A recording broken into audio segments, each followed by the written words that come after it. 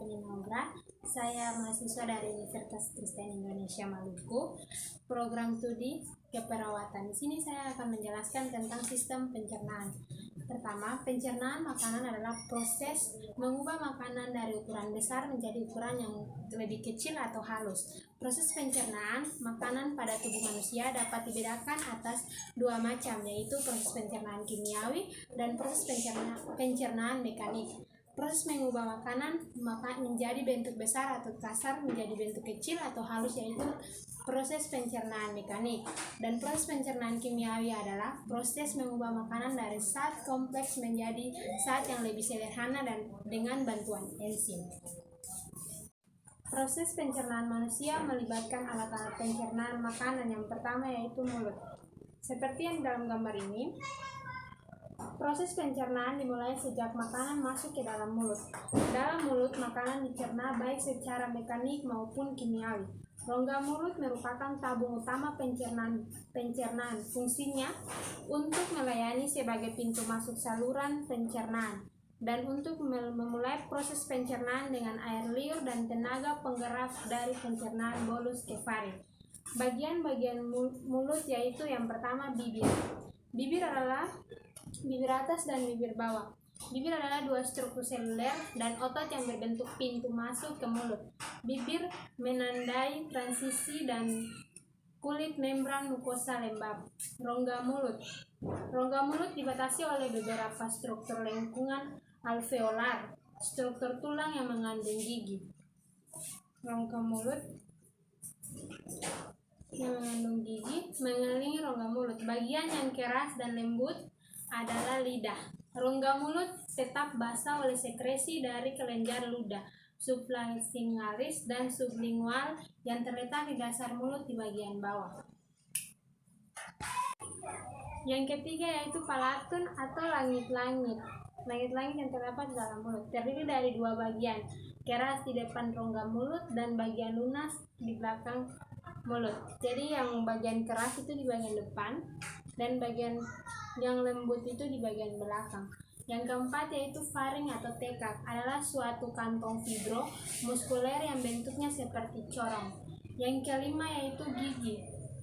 Gigi berfungsi untuk mengunyah makanan sehingga makanan menjadi halus. Yang keenam yaitu lidah. Lidah merupakan organ yang tersusun dari otot dan fungsinya untuk mengaduk makanan di dalam rongga mulut dan membantu mendorong makanan dalam proses menelan.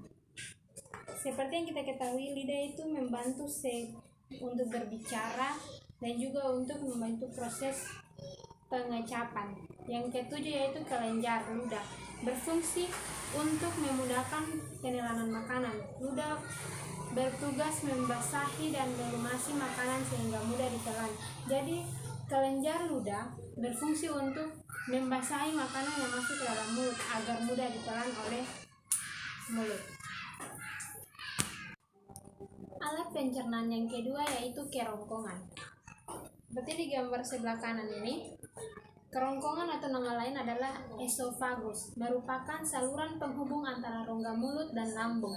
Fungsinya sebagai jalan bagi makanan yang telah dikunyah dari mulut menuju ke lambung. Makanan berada dalam kerongkongan hanya sekitar 6 detik.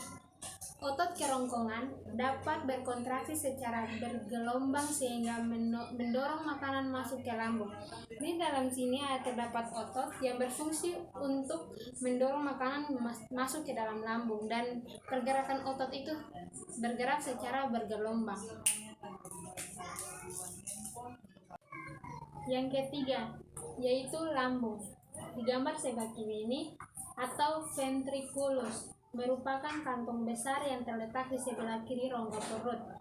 Dia akan terdapat di sebelah kiri rongga perut. Ini adalah tempat sejumlah proses pencernaan berlangsung. Lambung terdiri dari 3 bagian. Yang pertama yaitu bagian atas.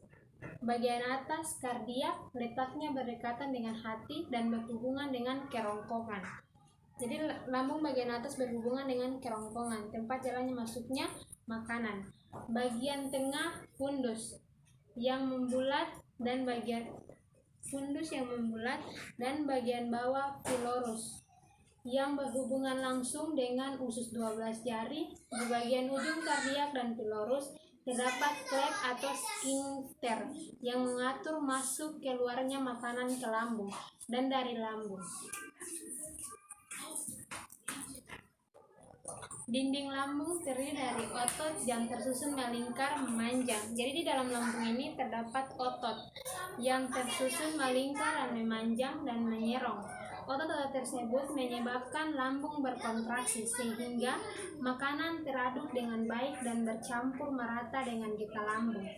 Getah lambung bersifat asam. Asam karena banyak mengandung asam lambung yang berfungsi membunuh kuman, penyakit atau bakteri yang masuk melalui makanan, dan juga berfungsi untuk mengaktifkan pepsinogen.